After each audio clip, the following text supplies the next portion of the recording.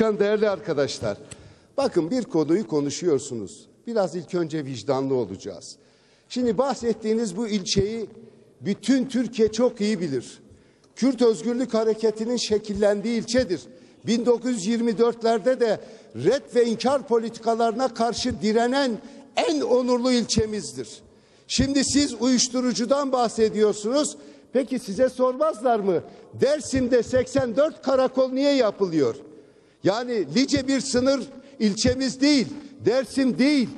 Ve siz kardeşlik hukukundan bahsediyorsunuz ve Lice'deki insanlar aslında dönüp bunlara 1000 kez teşekkür etmeniz lazım.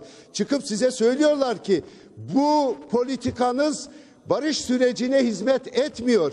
Bu politikalar, bir taraftan barış görüşmelerini sürdüreceksiniz, bir taraftan kale kollar yapacaksınız, karakollar yapacaksınız, bir taraftan köy korucularına yeni kadrolar açacaksınız. Efendim bir taraftan askeri sevkiyat, hayır diyor. Orada Medeni Yıldırım ve oradaki yaralı insanlar gidip oraya, kardeşim barışta tuzak olmaz, barışta A projesinin yanında kalleşçe B projesi olmaz. Bunu açıkça size söyleyen bunlar. Onun için bunların üzerine ateş açılıyor ve sizin şunu yapmanız gerekir. Geçmişten bugüne kadar da bu tür yollar denendi. Bu süreci sabote eden kimler? Eğer gerçek barış yanlısıysanız sizin o karakol komutanıyla ilgili derhal soruşturma açmalıydınız. Ama siz ne yapıyorsunuz?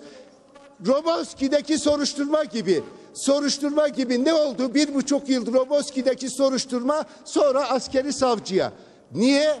Çünkü hep bu kürsüde söyledik. Cinayeti işleyenle soruşturan birse failler yakalanmıyor. Hele eğer bu işin mağdurları Kürtler ve Aleviler ve bu ülkenin sosyalistleri ise hiç failler yakalanmıyor. Siz de biliyorsunuz.